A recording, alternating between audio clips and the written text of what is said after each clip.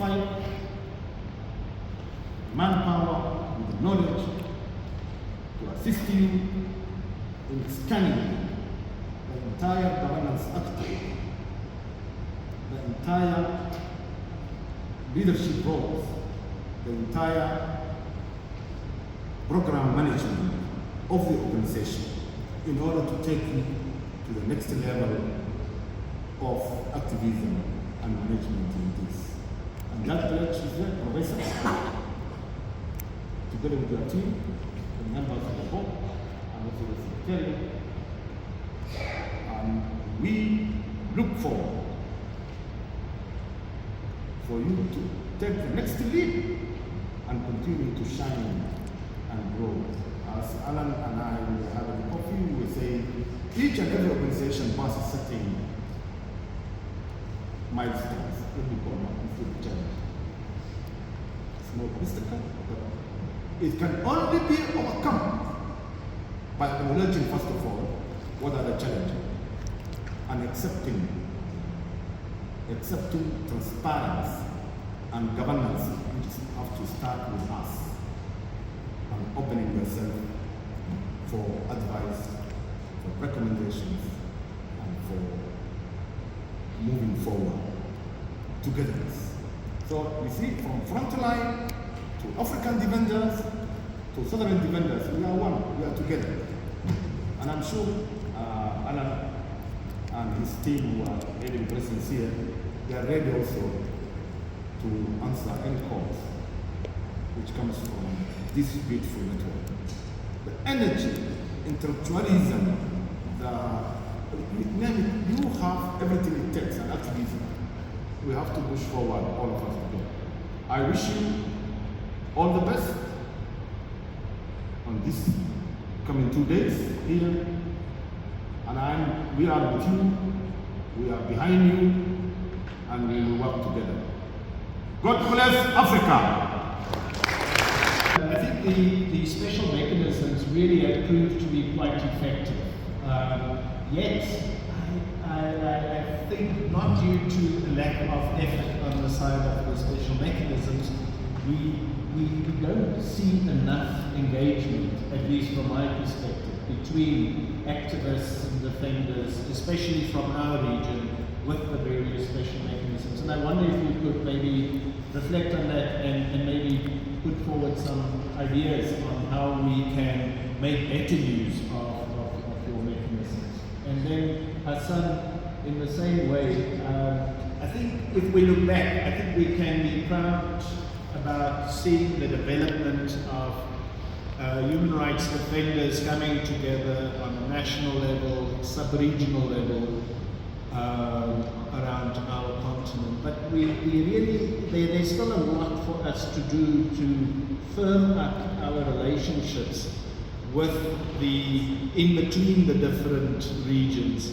because much of the human rights issues are debated and discussed at an AU level, at a UN level, but yet we don't have a unified collective response. And I wonder if you could maybe also guide us through what we could do as Southern Defenders to better build bridges and links with our comrades in other sub-regions. Mary. So very happy you asked me this question, because it gives me a chance to explain a tiny bit about the mechanism very fast. The Rapporteur on Human Rights Defenders, the main tool that I have is to write formal letters to oppressive governments, taking up cases, asking questions, their allegation letters, and then the government gets 60 days to respond. But we rely on you to send the complaints in. It's like pulling teeth to get complaints from Africa. When we came into the mandate, Ed did an analysis which showed that Africa was the most underrepresented in not only my mandate, but in other mandates. But the way the mandate holders work is, some complaint, they have to send it to us. And we have on our website, srdefenders.org, if you go in there, you can see how to contact us if you want a meeting. And if you want to submit a complaint, the questions that we need answered for the complaint. And Colette very kindly last night offered to make, she said the form is too complicated. And we've made it as simple as we could for the questions we need answered. Colette is going to have a go at making it better for us. So I would encourage you really to take advantage of the mandate. We really want, and we have made progress with Africa. We've increased the numbers of communications. We've done outreach to a lot of organisations, and I want to thank everybody who facilitated meetings in different countries for us at this stage. We have a PowerPoint in English, in Portuguese, in Spanish, well, we don't need Spanish, in French.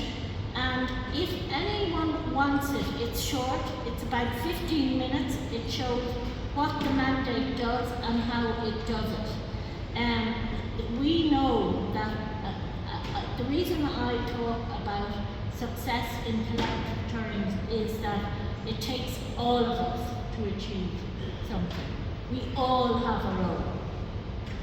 Human rights defenders and NGOs have a very important role in bringing to the international community's attention to the violations of human rights occurring. They have a role in documenting, they have a role in monitoring, they have a role in mobilizing. States, if they took their responsibility seriously, have a very important role in applying the standards to which they have agreed consistently across the world. And my role, as I see it, my added value is to be able to dialogue with states and to bring the voices of human rights defenders more to the international community, to the oppressive state, and try and whip some of the other states into action. Because at the end of the day, the person responsible for violations of human rights defenders is the state. And the second people that could help with the safety and protection of human rights defenders are the other states that can exert pressure. And so I can only try and persuade states to protect human rights defenders, but we need laws, policies and procedures in place to do this. So I leave it at that, but please send me your complaints. If it's very urgent, we use social media because the UN is as slow as a donkey and it takes about 8-9 weeks for a formal communication to get through the system, but we still do it. And human rights defenders have told us that they can use these communications for advocacy, for recognition of their credibility. And in about 25% of the cases we take up, because we do track the outcomes, there are improvements for human rights defenders. Of human rights defenders, as the mechanism now is being led by Madame Mary Lolo, I've acknowledged, is best when it's at network level.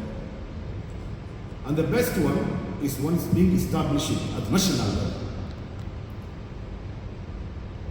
How many of you here now are heading national coalition for human rights defenders in this continent? The African defenders have held 22 networks, national networks, in the continent. James Bidal, Bliston, who is now in our midst, and his team, they are based in Juba, and he's the head of the Secretariat of the South Sudan Human Rights Defenders Network. James, nice to see you in this space. Mohammed Badawi, I saw his name in the list. Is he in the room? Mohammed Badawi, also Sudan Human Rights Defenders Network. Professor, Mozambique Human Rights Defenders Network. A number of you in Malawi, I met in the corridors, the national coordinator of Malawi Human Rights Defenders. It's because when national coalition existed, they know their members.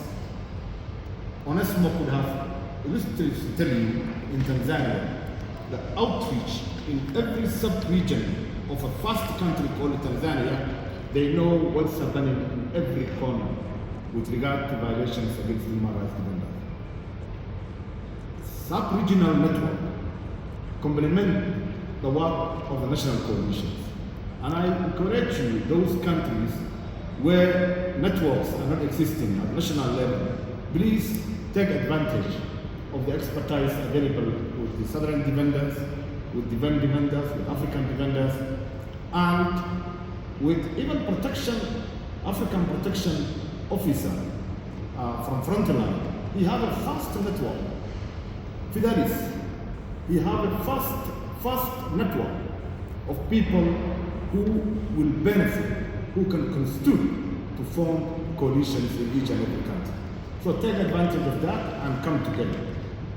Sub-regional networks and other networks, they come to supplement your efforts, to help you to share experience, trainings, and to lead you during your influence to more partners and others to dialogue and then stand on their own feet. They are very strong, as we know that in Kenya now, when the Gen Zs, when the young people protested, the hotline to call was a Coalition Kenya.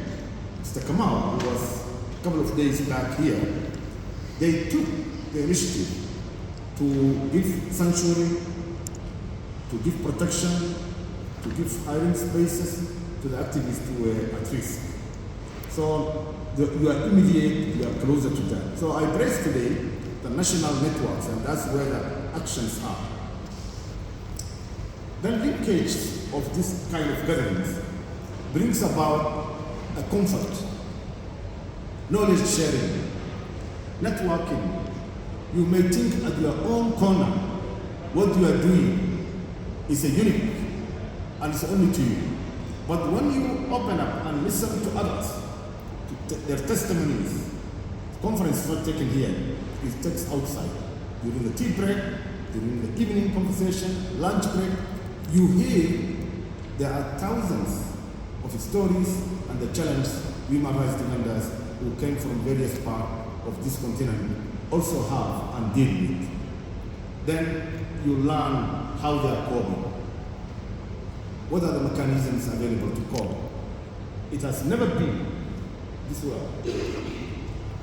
this challenge, because the usual suspects or traditional supporters, now we are seeing the rise of populist politicians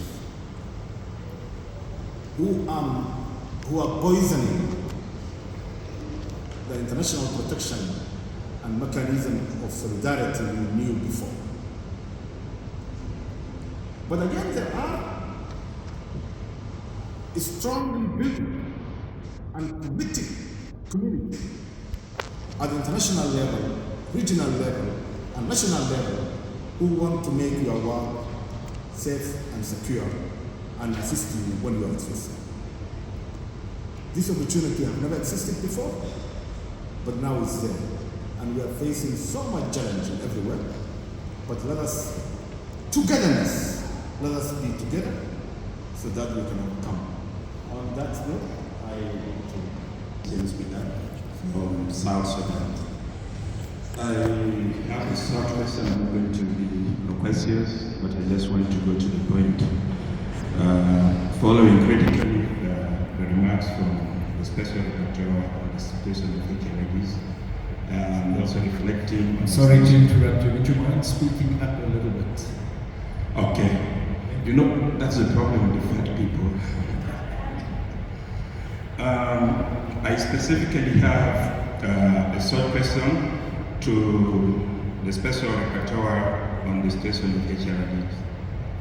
Reflecting on our country's situation, there are multiple trends that are happening on a negative perspective, particularly if you look into the conduct of the multinational corporations that affects the work of HRD, and also the bad legislation.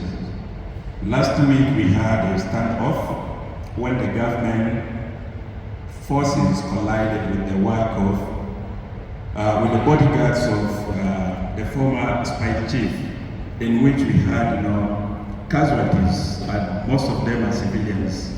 And in your speech, you had mentioned that you have submitted multiple country visits.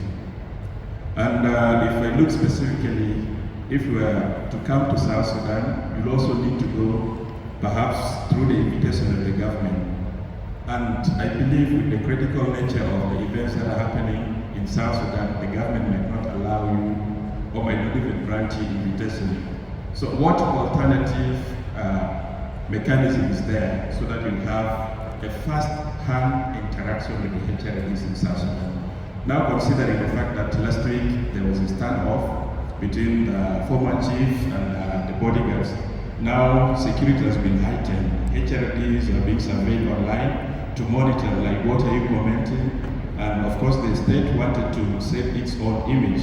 And with this point, looking into the element of us going to elections, so our space is going to be narrowed.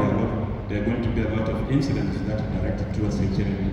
That's why we also feel it is so much important for you to interact with the HRDs in South Sudan. So why the government does not give you the invitation? Do you think other mechanisms like the UN Commission on Human Rights in South Sudan can invite you and provide for you the space so that you'll be able to interact with the HRDs? Thank you. Thank you. Next to you, and then we'll come back over here. Thank you very much. I don't know if I'm good enough. My name is Mami Sodwani. From Swaziland. Thank you very much. Mine will be directed to the UN Special Rapporteur. I got two questions. The first one, what would be the rightful name which we must try to discuss in terms of pronouncing people that leave their own countries to other countries and seeking assistance as opposed to refugees?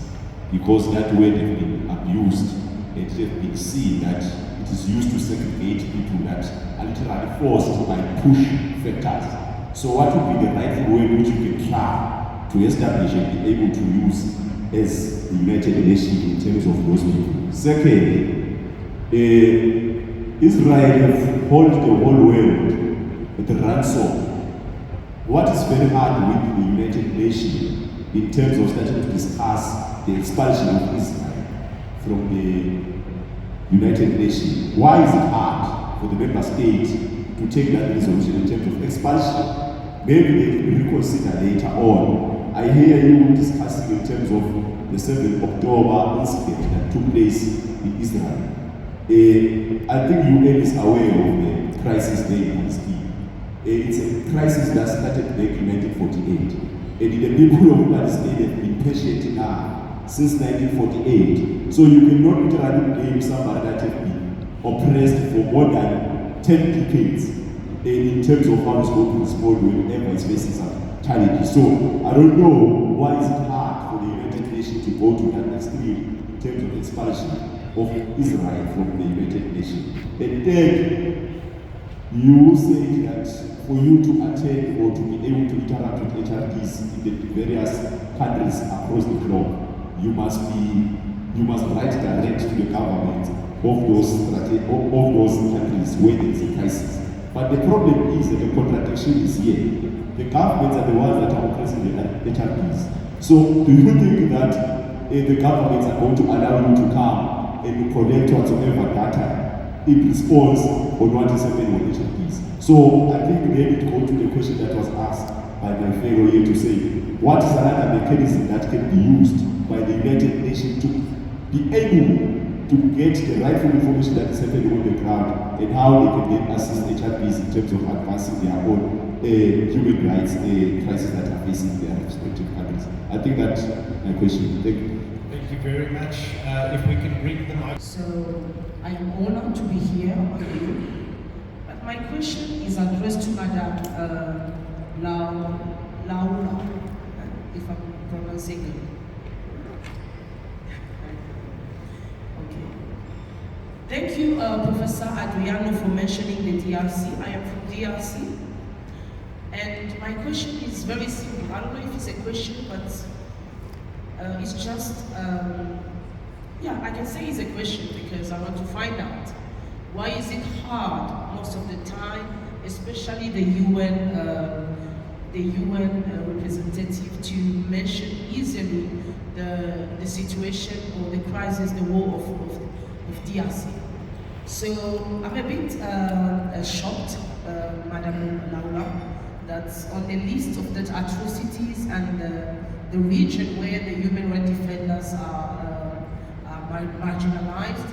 You didn't mention the DRC questions. I think 2 months ago is what happened in France, in Paris, whereby the President Macron also did the same thing. But it's not just that, you know, it's happened a lot. So it's become a bit sensitive for us, the people of DRC. You know, when they are asking you how many children you have, you will start by the oldest one and you go down.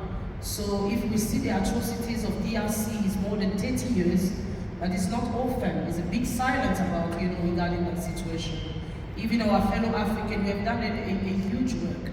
I'm the founder of the Foundation, whereby we are working hard, you know, just to raise awareness about what is happening in the region, because we are the human rights defenders, defending the human. So if they are killing those human and we are doing nothing, we are not talking enough, we are not making noise enough, I don't know why we call the human rights defenders. So I'm a bit shocked about that, madam, if you can explain, or, you know, because we become very sensitive. I understand us, more than 20 million lost lives, so it's a question that, you know, become very, very sensitive to us as people of the DRC, as Pan-African people. Thank you very much. Saddest countries I've ever been to. Not as rapporteur, but I was in Eastern DRC, and I have never forgotten it. I've never forgotten the situation of little children and women in Eastern Congo. I can remember following a coffin this size, of a little baby that was being buried, and there were no adults. What struck me was there were no adults who were following it. I went to the site of massacres. I spoke to many human rights defenders. Believe me, I have asked for a country visit to DRC. I really want to go back as an official independent expert of the UN to write a report which I can present. All I can say is I am sorry, but Ed has just said to me that 16 out of the 22 communications on the DRC that have taken place since 2020 when I started were led by me, so 16 out of 20. So it shows that whenever we get the information and we can validate it. I've taken up the cases of women human rights defenders who've been attacked. I've taken up the cases of women human rights defenders who've been killed. I've taken up, honestly, it is very close to my heart, so please forgive me, that's all I can say. Regarding, will I just talk about extractive mining, which is really our multinational mining to our friend in South Sudan there. I mean, business and human rights is a priority for me because it overlaps with so many other attacks on human rights defenders in the context of land, environment, indigenous rights, in physical attacks, in killings, in displacement, you know, in migration, everything. So I have concentrated on it. I take up as many cases as I get, but we've never had one from South Sudan sent to us. I'd be happy. What I do then is I write to the government, I write to the company, I always write to the company company as well, seeking answers and seeking answers to the questions I put to them in light of their responsibilities to do no harm to affected communities and the responsibility to engage in participation with the affected communities and proper due diligence. So that's the way the mandate approaches it. I should say that, maybe here in this region you could push for a convention like Latin American or Brazilian friends will tell you there is a new convention called the Escazú Convention, which is legally binding, and then under the Escazú Agreement, but also one of the things we were very involved with was lobbying the EU, which has just brought in a directive this year on human rights and environmental due diligence, and human rights defenders are part of it. So thanks. 3 cities in this sub-region, namely Johannesburg, Pretoria, and Cape Town, were the first 3 cities adopted as a safe space for Southern human rights defenders who are coming. Even a Libyan from North Africa opted to come to learn English when he was at risk. Jacob is here, he's the coordinator of that in this sub-region. So the motto is, you should remain safe but not silent. You continue in a safe space the work you used to do back home. The Ubuntu Hub City have 4 pillars of protocol. Number 1 is acknowledgement of the authorities of any given country. And there are 8 I will list for you. That acknowledgement must be from the mayor of those cities, from the ministries of internal affairs, who welcome and give a key to exiled human rights defenders to come and seek safety and sanctuary in their cities. Second protocol is the existence of a network or group dedicated to welcome the human rights defenders in exile. Again, the Southern Defenders, where Jacob works from, is here to receive human rights defenders who are placed under the Ubuntu Hub cities. Then higher learning institutions, universities. Now, a number of you are placed by the Ubuntu Hub City facility in a higher learning institution who are participating in receiving human rights defenders in exile. So you continue to learn, not to remain in limbo. When those factors come together, then we say that the hub city is functional. And I think you must be aware this one was the first to establish it. The last one we established, and some Angolan and Mozambican can take advantage of that, in Praia, in Cape Verde, where the government ministers, the president of the republic in that country, the mayor of Praia, all of them acknowledged and opened their doors to welcome human rights defenders who are Lusophonies from the continent. Take advantage of that. Apply, your doors will be open. Rest and respite, short-term scholarly stay there while you're still the risk you left is still taken, but also medium-term and long-term. This one is to disabuse the notion that you can only be safe in a third continent, not Africa. You stay in your own cultural setting, linguistic, and then we have Accra, Ghana, where the English-speaking West Africans come together. We have French speakers in Abidjan and Arabic speakers in Tunis. Those are the hubs available for human rights defenders who are in exile. So you don't need to agonize and despair. You take advantage of those hub cities. And it triggers in the form that, again, we are together with the front line, protect defenders.eu, where the Frontline is a lead together with other 3 European organizations, but also we are member as an existing consortium, which I'm sure that after this meeting, director level meeting will take place in Brussels, and I'm sure Alan is heading that side to facilitate also. So take advantage, we are networking, we network as well, and that should be the case. For DRC, I must admit that the most difficult country to organize national coalition for human rights defenders. But we are not giving up. Open Society Foundation committed resources, 10 resilient scholars from Cameroon conducted a base study.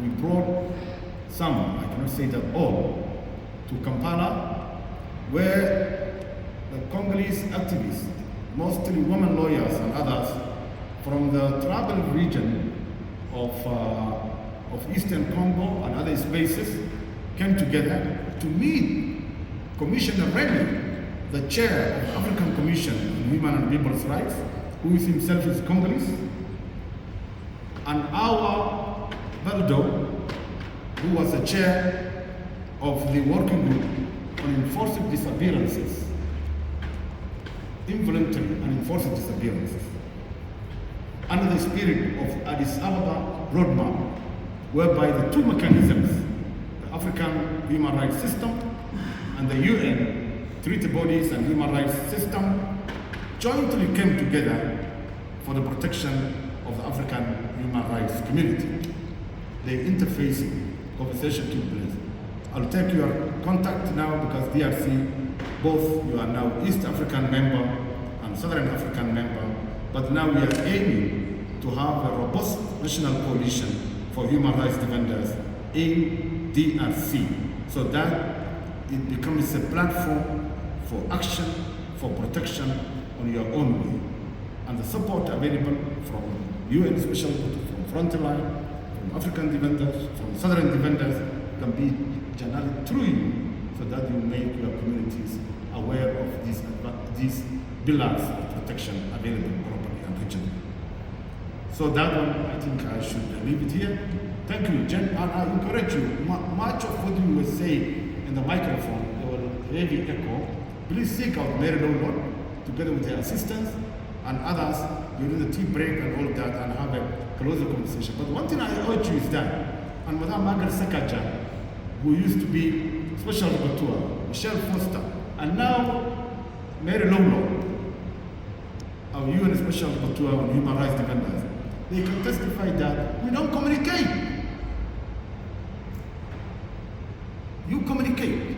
And I think one of the tasks of the Secretariat should be organizing trainings, how to write, how to make communications to the special mechanisms at the UN level, and also our own, the African Commission on Human and People. I know